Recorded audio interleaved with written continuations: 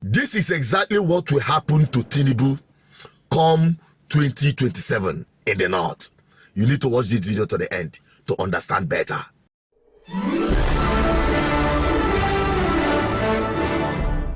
You're welcome back again. This is BVI Channel 1, where we tell you undiluted truth.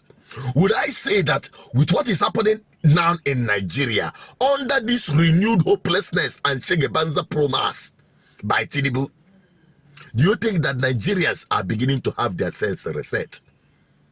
Factory-fitted mumu is now being reset in Nigeria, coming from all stratas. But today, let us focus in the north. P2B is still doing the revolutionization of the consciousness of an average northern youth.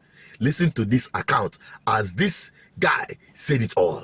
I feel very, very disappointed. I feel we're not putting too much energy in uplifting our own people.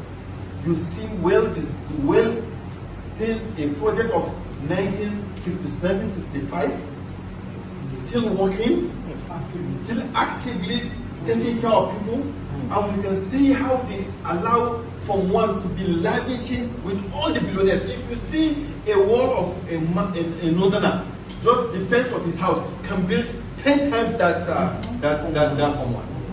But he decided just to have that big house, have 4 wives, get his children to abroad, and all of us will sit down and say Renkadet again.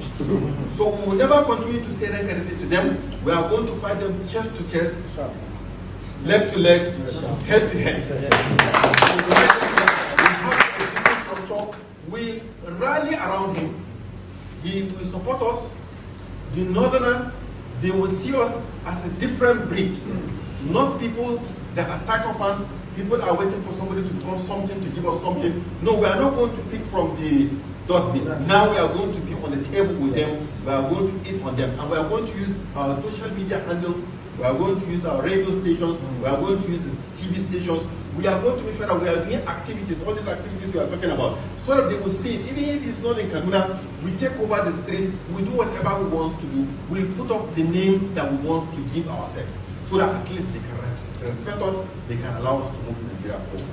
His Excellency, I think I can sit down now so that you can roll over from where. We cannot continue like that. We must have a new Nigeria where every of us here will be proud to be addressed and identified as a Nigerian, where sons of nobody will no longer struggle to get food, to eat, to get shelter, to have access to education or whatsoever. Look at the electricity today. Many companies. Good. That was one of the engagement of P2B in Kaduna State with the youths. You heard what the guy said. This has been what they've been using to cajole and to manipulate the northern youths. That's what he just said there is exactly what has been happening in the north over the years. Their elites manipulating them and using them for their political gains, whereas the ordinary average Nigerian youth in the north is suffering.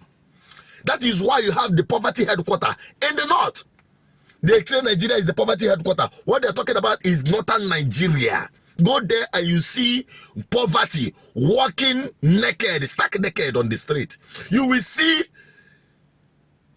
a glorified poverty that wore up and down. That is where you will see masquerade of poverty. You will see parade of poverty. That is why it is important, because they need to have a renewed orientation, and that is exactly what P2B is doing, and that is what is giving the APC sleepless nights. That is why they are now mobilizing charlatans and characters of different caliber, like Bualas them, like unstable people like FFK, like the one that is mocking himself, that calls himself for mockery. They are mobilizing all kinds of character to bring down P2B, as if to say tomorrow is the election.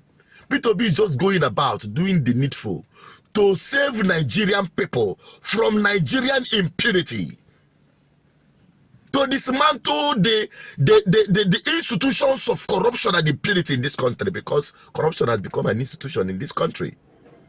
And it begins with an average Nigerian, because they are the ones that will be used. They are the ones that are being used to rig elections. They are the ones that is being used to mobilize for characters, political charlatans that always, manipulate these guys and going. Thank God he is doing the needful. And that is exactly what I want it to be replicated across Nigeria, both from the east to the west, to the north, and to the south.